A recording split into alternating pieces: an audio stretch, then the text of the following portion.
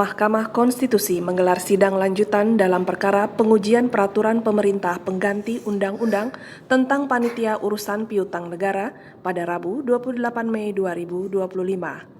Agenda sidang kali ini yakni mendengar keterangan pihak terkait serta ahli dan saksi pemohon. Dalam persidangan, pemohon menyatakan dirinya telah menjadi korban kriminalisasi oleh Panitia Urusan Piutang Negara karena secara sepihak telah menetapkannya sebagai penanggung hutang atas piutang negara ditambah biaya administrasi terkait piutang atas nama Andri Teja Dharma atau Bank Sentris Internasional. Dalam persidangan sebagai pihak terkait, Ketua Panitia Urusan Piutang Negara Ronald Silaban menerangkan mengenai besarnya potensi kerugian negara akibat debitur yang tidak membayar kewajiban hutang jika pasal-pasal yang diuji pemohon dibatalkan oleh mahkamah. Maka dapat digambarkan besarnya potensi kerugian negara, khususnya apabila debitur obligor tidak membayar kewajibannya. Potensi kerugian negara tersebut akan semakin besar jika pasal-pasal dalam Undang-Undang PUPN sebagai norma yang menjadi payung hukum pengurusan piutang negara dibatalkan.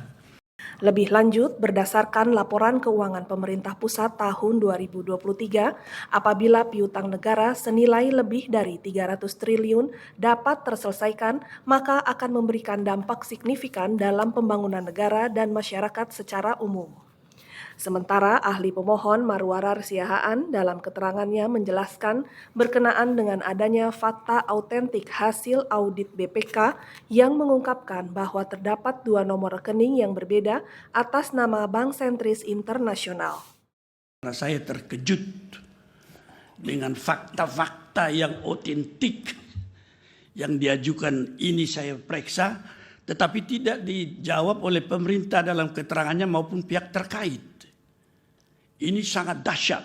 Fakta ini dikatakan di situ dan ini adalah hasil audit BPK yang ada di persidangan perkara di Pengadilan Negeri Jakarta Selatan.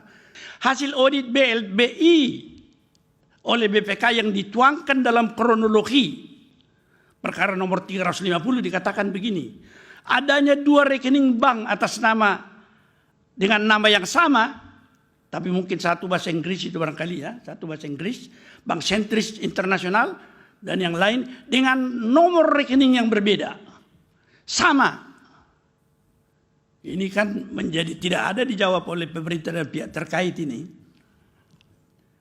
Yaitu Bank Sentris Internasional ini yang asli, dia bilang asli, nomornya rekeningnya 523 551 0016. Sedangkan Bank Sentris yang lain ini nomor rekeningnya 523 551 000. Ya, yang dikatakan ini bank jenis rekayasa ini.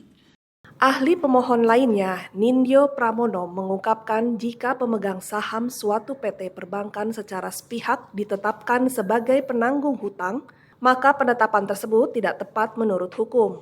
Kalau ternyata terdapat seorang pemegang saham suatu PT perbankan, tidak pernah menandatangani PKPS, tidak pernah menandatangani MSAA, Mirna ataupun APU, dan tidak pernah menjadi personal garansi.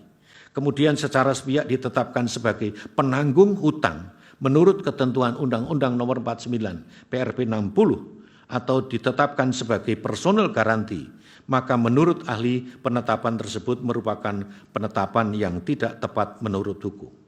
Selanjutnya, saksi pemohon Audia Astriante mengungkapkan bahwa pemohon tidak pernah melihat rekening koran maupun transaksi bukti pembayaran ke rekening Bank Sentris Internasional meskipun telah mengajukan permintaan berkali-kali.